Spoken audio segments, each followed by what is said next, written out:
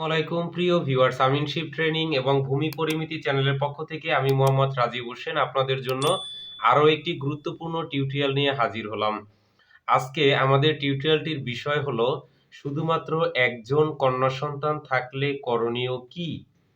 একজন পিতার যদি শুধুমাত্র একজন কন্যা সন্তান থাকে তাহলে সম্পত্তি নিয়ে তার করণীয় কি, আমরা এই বিষয়টি নিয়ে আলোচনা করব। অবশ্যই ধৈর্য ধরে ভিডিওটি দেখতে থাকুন।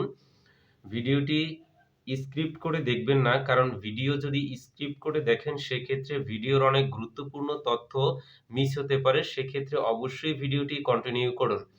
যেসব দর্শক পূর্ব থেকে আমার চ্যানেলটি সাবস্ক্রাইব করে রেখেছেন তাদেরকে অসংখ্য অসংখ্য ধন্যবাদ, এবং নূতন দর্শক যারা এই মুহূর্তে আমার এই ভিডিওটি দেখছেন, অবশ্যই ভিডিওটি ভালো লাগলে চ্যানেলটি সাবস্ক্রাইব করে পাশে থাকা বেল আইকনটি প্রেস করে রাখুন পরবর্তী ভিডিওর নোটিফিকেশন পেতে। আমরা যে বিষয়টি নিয়ে আলোচনা করতে যাচ্ছি, শুধুমাত্র একজন কন্যা সন্তান থাকলে করণীয় কি। আমরা এখানে একটি চার্ট অঙ্কন করে রেখেছি আপনাদের বোঝার সুবিধার্থে, যাতে সহজভাবে আপনারা বুঝতে পারেন বা আমি আপনাদেরকে সহজভাবে উপস্থাপন করে বুঝাতে পারি। অবশ্যই সঙ্গে থাকুন। যেমন পিতার যে সম্পত্তি এখানে আছে, দেখা যাচ্ছে যে এই পিতার শুধুমাত্র কন্যা সন্তান আছে। যদি এরকম কোনো অবস্থার সৃষ্টি হয় যে পিতার শুধুমাত্র কন্যা আছে, সেক্ষেত্রে কি করবেন? প্রতিনিয়ত এরকম প্রবলেম আমাদের ফেস করতে হয় যে শুধুমাত্র কন্যা সন্তান থাকার কারণে একজন কিংবা ২ জন কোনো ছেলে সন্তান নেই। এরকম প্রবলেম আমাদের প্রতিদিন ফেস করতে হয়। সেক্ষেত্রে অবশ্যই ভিডিওটি দেখে আপনি উপকৃত হতে পারেন। তাই ভিডিওটি সম্পূর্ণভাবে দেখুন। পিতার যদি শুধুমাত্র একজন কন্যা সন্তান থাকে, সেক্ষেত্রে পিতার টোটাল সম্পত্তি, সেটি যদি মনে করুন তার আছে টাকা বা ফ্ল্যাট আছে কিংবা সম্পত্তি আছে, টোটাল সম্পত্তির বা যদি আমরা ৳১০ হারে এখানে ধরি বোঝার সুবিধার্থে, তাহলে হচ্ছে অর্ধেক সেই কন্যা পাবে। তাহলে ১০ এর অর্ধেক হাফ হলে ৳৫ সেই একজন কন্যা সন্তান পাবে। এবং বাকি যে অবশিষ্ট থাকে সেটি হচ্ছে, যদি এই কন্যার চাচা জীবিত থাকে তাহলে চাচা পাবে, এবং চাচা যদি না থাকে সেক্ষেত্রে চাচাতো ভাইয়েরা এই সম্পত্তির মালিক হবেন বা এই টাকার মালিক হবেন।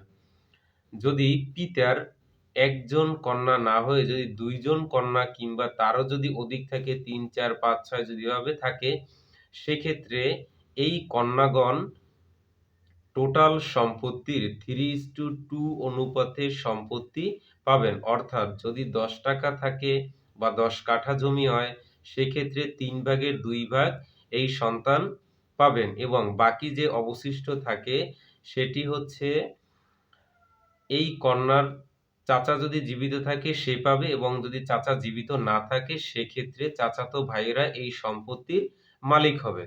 এখন যদি পিতা চান যে আমি কোনো অবস্থাতেই এই সম্পত্তি আমার কন্যারা পাবে, কিন্তু কোনো অবস্থাতেই অন্য কোনো ব্যক্তি, আমার ভাই কিংবা ভাতিজারা এই সম্পত্তি পাবে না, যদি এরকম চিন্তাভাবনা করেন, সেক্ষেত্রে অবশ্যই আপনাকে উভয় কন্যাকে বা একজন কন্যা যদি হয়, সেক্ষেত্রে এই কন্যাদ্বয়েরকে আপনার দানপত্র দলিল করে দিতে হবে। যদি আপনি দানপত্র দলিল করে দেন, সেক্ষেত্রে এই সম্পত্তি নিয়ে আর কোনো সমস্যা থাকবে না।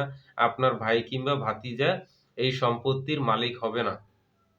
এমতো অবস্থায় আরো একটি সমস্যার সৃষ্টি হতে পারে। এটিও আপনাদের সামনে আলোচনা করে দেই, আপনাদের বোঝার সুবিধার্থে। যদি একজন কিংবা একের অধিক কন্যা থাকে, যদি আপনি দানপত্র করে দেন, দেখা যাচ্ছে আপনি দানপত্র করে দেওয়ার পরে আপনি একটি সমস্যায় পড়লেন, বা আপনার যেকোনো একটি কাজের জন্য আপনার অনেক টাকা প্রয়োজন, বা আপনার সম্পত্তিটি এখন বিক্রি করতেই হবে। সেক্ষেত্রে আপনি যদি মেয়েদেরকে দানপত্র করে দিয়ে দেন, পরবর্তীতে আপনি যখন আপনার সুবিধার জন্য সেই সম্পত্তি বিক্রি করতে যাবেন, তখন আপনার কন্যাদ্বয় যদি আপনাকে সেই সম্পত্তি বিক্রির জন্য না বলে, সেক্ষেত্রে কিন্তু আপনি সেই সম্পত্তি বিক্রি করতে পারবেন না, বা আপনার যেই কাজটি অতীব জরুরি, সেই কাজটিও কিন্তু আপনি কমপ্লিট করতে পারবেন না। এরকম যদি আপনার কাছে মনে হয় যে না আমি কন্যাদের দানপত্র করে দিব, সেক্ষেত্রে আমারও প্রয়োজন আছে, তাহলে আপনার জন্য একটি ভালো সলিউশন আছে। দানপত্র করে দেওয়ার সাথে, সাথে আপনি একটি পাওয়ার অফ অ্যাটর্নি এই মেয়েদের কাছ থেকে করে নিবেন। যাতে করে পরবর্তী সময়ে আপনি যখন কোনো প্রয়োজনে পড়বেন বা আপনার এই সম্পত্তি বিক্রি করতে হবে, সেক্ষেত্রে পাওয়ার অফ অ্যাটর্নি বলে আপনি সেই সম্পত্তি বিক্রি করতে পারবেন বা আপনার যেভাবে খুশি মনে চায় আপনি সেভাবে কার্যক্রম পরিচালনা করতে পারবেন। তাহলে আপনার আর বাধা বিপত্তি থাকবে না। ভিডিওটি যদি ভালো লেগে থাকে অবশ্যই আমাদের চ্যানেলটি সাবস্ক্রাইব করে রাখবেন এবং আমাদেরকে সাপোর্ট করবেন। আপনাদের গুরুত্বপূর্ণ মতামত আমাদের কমেন্ট বক্সে লিখে পাঠাবেন। আমরা পরবর্তী ভিডিও আপনাদের কমেন্ট আকারে প্রকাশ করার চেষ্টা করব। আপনাদের জটিল বিষয়গুলো আমাদের কমেন্ট আকারে বলে দিবেন। অবশ্যই আমরা সেই হিসেবেই কাজটি করব। ভিডিওটি বেশি, বেশি শেয়ার করে দিন এবং অন্যকে দেখার সুযোগ করে দিন।